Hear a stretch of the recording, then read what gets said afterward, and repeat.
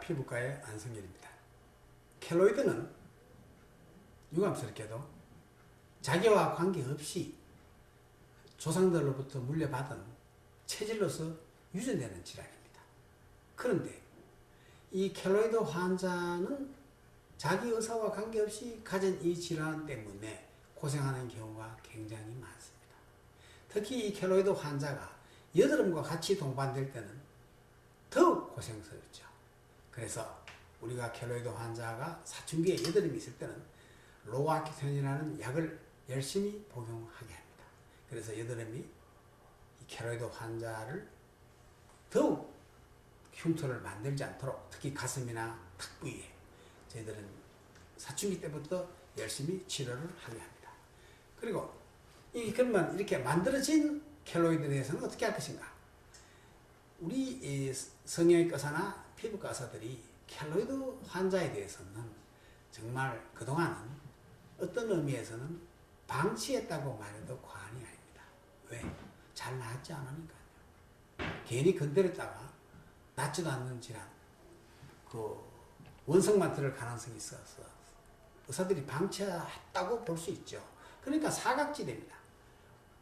그러나 저는 이 켈로이드 환자를 어떻게 하면 좀 고칠 수 있을까를 한 10년 전부터 생각을 했는데, 최근 수년 전부터 켈로이드가 어느 정도 치료가 정립이 됐다고 자부를 하고 있습니다. 어떻게? 켈로이드 환자는 수술로서 치료가 가능합니다. 그리고 가장 좋은 치료 방법이 수술 방법입니다.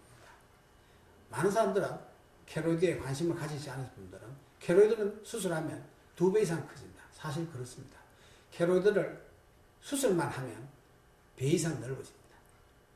그러나 수술하고 바로 그 이튿날부터 약 4일간 전자선을 수술 부위에 조사할 경우, 조사한다는 쬐인다는 말입니다. 그럴 경우에는 거의 95% 켈로이드를 막을 수 있습니다. 예방할 수 있습니다.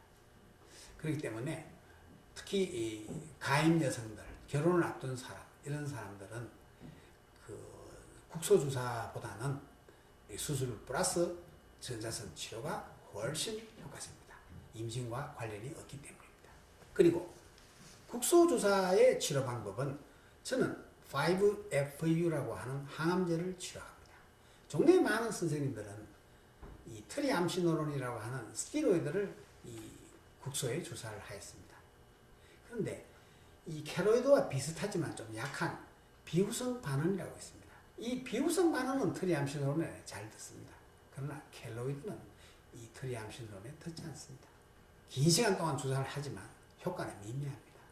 도리어 바늘로 사서 찌르다 보니까 찌른 작용 때문에 켈로이드가 도리어 유발되는 경우도 있습니다.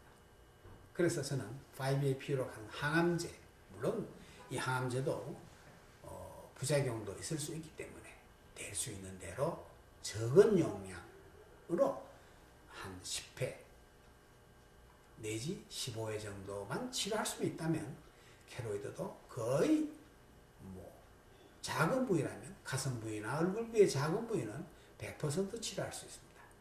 그러나 넓은 부위는 우리가 치료량이 많아지고 그렇기 때문에 용량을 무한정으로 주사 놓을 수가 없기 때문에 큰 켈로이드는 가급적이면 수술로서 없애고 남아있는 작은 거, 저는 켈로이드를 1cc 미만의 5APU라면 우리가 15회 정도는 놔도 괜찮기 때문에 늘 적은 용량의 가슴이나 얼굴이나 이런 부위에는 우리가 5APU라고 하는 좋은 약제로 가지고 치료를 합니다.